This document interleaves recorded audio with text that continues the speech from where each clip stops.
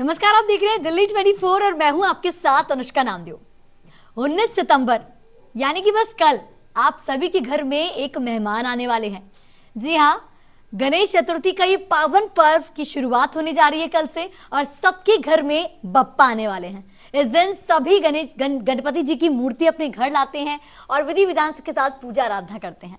लेकिन आपके मन में कई सवाल होंगे कि कैसे स्थापना की जाए, कौन सा शुभ मुहूर्त है। इसी के लिए आज हमने डिस्कशन में हमारे साथ मेरे सहयोगी और पंडित जी भी आप कह सकते हैं, हरिगोपाल शर्मा हमारे साथ मौजूद हैं जो आपके सारे सवालों का जवाब देंगे। पंडित जी, आपका स्वागत है दिल्ली 24 पर। धन्यवाद। सभी दर्शक ये जानना चाहते हैं कि कल बप्पा आ रहे हैं घर में, कौन सा वो शुभ मुहूर्त है और कैसे किस विधि विधान के साथ हमारे बप्पा की पूजा की जाए। देखिए, भगवान गणेश अनादि अनंत देव हैं। गणेश पुराण के अनुसार भगवान गणेश ही इस सृष्टि का निर्माण करते हैं, उन्हीं का पालन करते हैं और विसर्जन भी यानी सृष्टि का संहार भी गणेश जी ही करते हैं। भाद्रपद मास के शुक्ल पक्ष की चतुर्थी तिथि भगवान गणेश का जन्मोत्सव पर्व है। इस दिन भगवान गणेश का जन्मोत्सव पर्व मनाया जाता है। यदि चतुर्थी तिथि की बात की जाए तो 18 सितंबर को ही 12:39 से चतुर्थी तिथि शुरू हो गई है और 19 सितंबर को यानी ये तिथि कल 1:48 तक रहेगी। तो उद्यात में चतुर्थी तिथि है, इसलिए 19 सितंबर को भगवान गणेश का जन्मोत्सव पर्व मनाना उत्तम रहेगा। अब पूजा का विशेष मुहूर्त क्या है? पूजा का विशेष मुहूर्त की हम बात करें तो अभिजीत मुहूर्त 11:01 से लेकर के 1:28 तक रहेगा। यदि आप इस समय में पूजा करते हैं तो गणपति की विशेष कृपा आपको प्राप्त होगी। और आपको बता दें कि इस बार रवि योग में गणेश चतुर्थी का पर्व मना रहे हैं। ये योग बहुत उत्तम है। पूजा करने से आपके सभी मनोरथ भगवान गणेश की कृपा से अवश्य पूर्ण होंगे। वही पंडित जी, विशेष रूप से बप्पा को क्या अर्पित करना चाहिए, क्या चढ़ाना चाहिए? देखिए, आप गणपति अपने घर पर लाते हैं। गणेश उत्सव 10 दिन का उत्सव है। कोई अपने यहाँ 1 दिन के गणपति रखता है, कोई 3 दिन के गणपति की स्थापना करता है, कोई 5 दिन, कोई 7 दिन और 10वें दिन यानी कि 28 सितंबर को गणेश उत्सव का समापन होगा अनंत चतुर्दशी के पावन पर्व पर। तो गणेश उत्सव 10 दिन का है। आप गणपति को अपने घर लाते हैं तो सबसे पहले ध्यान रखें कि गणपति की मूर्ति में विशेष रूप से 2 चीज़ों का ध्यान रखें कि आप कमल पर विराजमान गणपति को ही घर पर लाएं। खड़े हुए गणपति का आप स्थापना ना करें, यानी कि बैठी हुई अवस्था में गणपति हो तो उनकी स्थापना करनी चाहिए।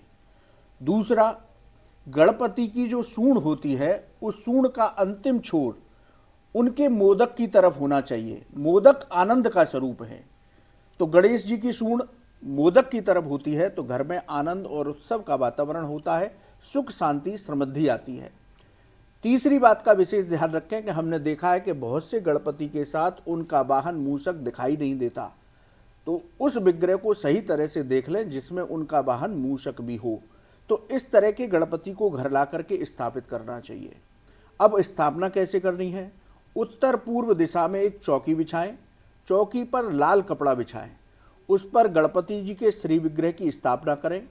उस चौकी पर कलश में जल भर करके रखें और उसके ऊपर एक नारियल रखें। एक दीप प्रज्वलित करें। उसके बाद गंगा जल से गणपति का अभिषेक करें। यदि आपके घर पर सोने, चांदी या किसी धातु से बने गणपति हैं तो उनका पंचामृत से अभिषेक करें। अभिषेक करने के बाद उनको सिंदूर अर्पित करें, रोली अर्पित करें, कलावा अर्पित करें, उनको यज्ञोपवीत अर्पित करें और उनको दूर्वा अवश्य अर्पित करें। मोदकों का या बेसन के लड्डू का भोग लगाएं अपनी सामर्थ्य के अनुसार। यदि 21 लड्डू या 21 मोदक हों तो सर्वोत्तम है। इस तरह से आप गणपति का पूजन करें। उनकी विधि विधान के साथ सपरिवार आनंद के साथ आरती करें। आरती करने के बाद उनके श्री चरणों में साष्टांग प्रणाम करें और अपने मन की जो मनोकामना है उनके श्री चरणों में रखें। तो भगवत कृपा और गणेश जी के आशीर्वाद से आपकी मनोकामना अवश्य पूर्ण होगी। इस तरह से हमको गणपति का पूजन करना चाहिए। पंडित जी, विशेष रूप से जो मंत्र होते हैं तो वो मंत्र के बारे में बताइए दर्शकों को। देखिए, मंत्र से पहले मैं निवेदन करूंगा कि गणपति को दूर्वा क्यों प्रिय है। जिस तरह से भगवान श्री हरि की पूजा तुलसी के बिना पूर्ण नहीं होती, भगवान शिव की पूजा बेलपत्र के बिना पूरी नहीं होती, उसी तरह गणपति की पूजा दूर्वा के बिना पूरी नहीं होती। हमें दूर्वा की गांठें बनानी चाहिए। आप दूर्वा की 2 दूर्वा लेकर के एक गांठ बनाएं या 5 दूर्वा दल को मिलाकर उसमें कलावे की गांठ लगा करके इस तरह से गांठें बनाएं। इन गांठों को आप 3 की संख्या में, 5 की संख्या में, 7 की संख्या में, 11 की संख्या में और 21 की संख्या में गणपति जी को अर्पित करें। गणेश जी को दूर्वा क्यों प्रिय है, इसके पीछे एक पौराणिक कथा मिलती है।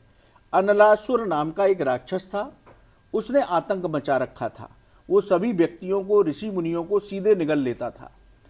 सारे ऋषि मुनि मिलकर के भगवान शिव की शरण में गए। उन्होंने भगवान शिव से उस राक्षस से मुक्ति दिलाने की प्रार्थना की। तो भगवान शिव ने कहा कि आप गणपति की शरण में जाएं, वही इस राक्षस का वध कर सकते हैं। गणेश जी अनलासुर से युद्ध करने के लिए आए। भगवान गणेश ने अनलासुर को भी पूरा का पूरा निगल लिया। उसको निगलने के बाद उनके पेट में जलन महसूस हुई। तब ऋषि कश्यप ने उनको दूर्वा की गांठें खाने के लिए दी, जिससे उनकी जलन शांत हो गई। तभी से गणपति ने कहा कि जो कोई भी मुझे दूर्वा अर्पित करेगा उसकी पूजा भी स्वीकार करूंगा और उसकी सभी मनोकामनाएं अवश्य पूरी करूंगा। इसलिए गणपति की पूजा में दूर्वा का विशेष महत्व है। जब आप पूजा कर लें तो आपने बात की मंत्रों की, तो भगवान गणेश के बहुत सारे मंत्र हैं, लेकिन उनका सबसे सरल मंत्र है ओम गंग गणपते नमः। इसी मंत्र का जप करते हुए आप पूरी अपनी पूजा को संपन्न करें। यानी कि आप जब उनका अभिषेक कर रहे हैं तब भी ओम गंग गणपते नमः सपरिवार बोलते रहें। उसी तरह जब पूजा पूर्ण हो जाए उसके बाद आप इस मंत्र की कम से कम 1 माला प्रतिदिन जप करें, तो गणेश जी की कृपा से आपकी सभी मनोकामनाएं पूर्ण होंगी। हमारे शास्त्रों में दूसरा बता रहा हूं, गायत्री मंत्र का विशेष महत्व है। इसीलिए हर देवता से जुड़ा गायत्री मंत्र शास्त्रों में दिया गया है। भगवान गणेश का गायत्री मंत्र ओम एकदंताय विद्महे वक्रतुंडाय धीमहि तन्नो दंती प्रचोदयात्। पुनः निवेदन कर रहा हूं, ओम एकदंताय विद्महे वक्रतुंडाय धीमहि तन्नो दंती प्रचोदयात्। इस मंत्र की आप माला जप करते हैं तो आपके सभी मनोरथ सहज रूप में पूरे हो जाएंगे। पंडित जी, मेरा एक इम्पोर्टेंट सवाल है कि गणेश चतुर्थी का चांद क्यों नहीं देखा जाता? हाँ, बहुत उत्तम सवाल किया है कि देखिए, चतुर्थी का चांद, गणेश चतुर्थी को कलंक चतुर्थी भी कहते हैं। क्यों कहते हैं कि जब भगवान गणेश ने अपने माता पिता की परिक्रमा करने के बाद शर्त जीत ली थी और सभी देवताओं में प्रथम पूजनीय होने का आशीर्वाद प्राप्त कर लिया, तो वहाँ सारे देवता आए थे। उस समय कैलाश पर बड़ा अद्भुत दृश्य था, लेकिन चंद्रमा उनके स्वरूप को देख करके हंसने लगे। तब गणेश जी ने उनको श्राप दे दिया कि तुम्हें अपने इस स्वरूप पर जितना अभिमान है, आज के बाद ये तुम्हारा स्वरूप अंधकार में हो जाएगा। तो सारे देवताओं ने गणेश जी से क्षमा याचना की, चंद्रमा ने क्षमा याचना की। तो गणेश जी ने कहा कि तुम्हें पुनः इसका सूर्य के प्रकाश से तुम प्रकाशित होगे, लेकिन फिर भी भाद्रपद मास के शुक्ल पक्ष की चतुर्दशी तिथि में जो चंद्र दर्शन करेगा उस पर झूठा आरोप होने का अवश्य दोष लगेगा। ऐसा पुराणों में, भागवत पुराण में कथा है कि भगवान कृष्ण ने भी चतुर्थी के चांद का दर्शन कर लिया था, तो उन पर मणि चोरी का आरोप लग गया था। इसीलिए इस दोष के निवारण के लिए हमें भागवत में दी गई भगवान कृष्ण की समंतक मणि की कथा को पढ़ना या सुनना चाहिए, जिससे इसके दोष का निवारण हो जाता है। और प्रत्येक चतुर्थी के दिन हमें व्रत करना चाहिए, इससे भी इस कलंक चतुर्दशी के दोष से मुक्ति प्राप्त होती है। चलिए, बहुत बहुत शुक्रिया पंडित जी, आपने हमारे दर्शकों को बहुत ही बारीकी से समझाया।